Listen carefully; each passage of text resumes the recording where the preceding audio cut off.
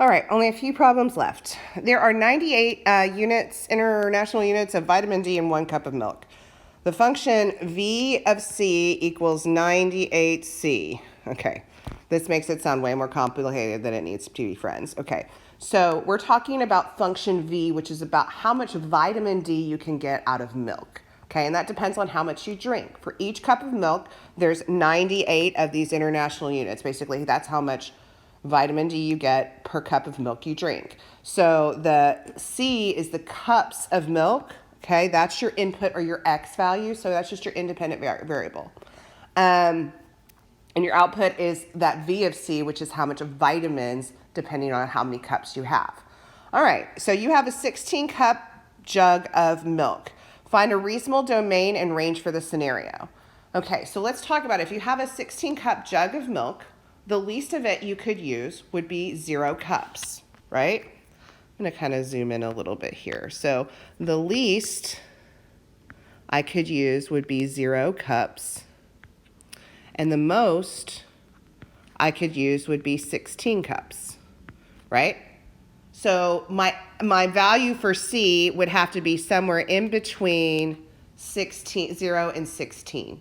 So I always go least to greatest or least to most, because the smallest will be less than whatever that value is for X, or whatever the variable is, will be less than my greatest. So it's always least to greatest using less than signs.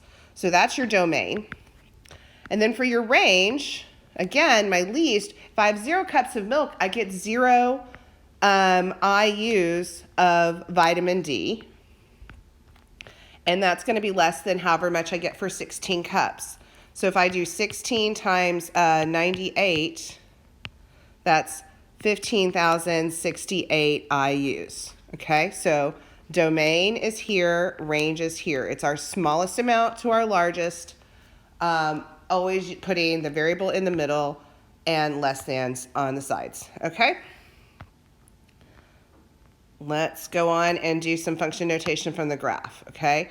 F of 4 equals blank. So remember, that's a coordinate point for something. So the coordinate point X first, so that means we go over 1, 2, 3, 4, okay? And then I would have to go up 1, 2, 3. So 4, 3 is on that coordinate grid, all right? Let's come over here, and this one says G of -1. So that's going to be on this other graph. So excuse me while I change my zoom here. So G of -1, remember that's -1 for my X value, and I want to find my Y value. So I go over -1, and then I have to go down 2. So that's going to be -2. So those are the two ways I could write that point. Excuse me. Now F of -2 would be -2 this way, and then we would have to go up 2. And then the last one, G of -3, would be here at -4.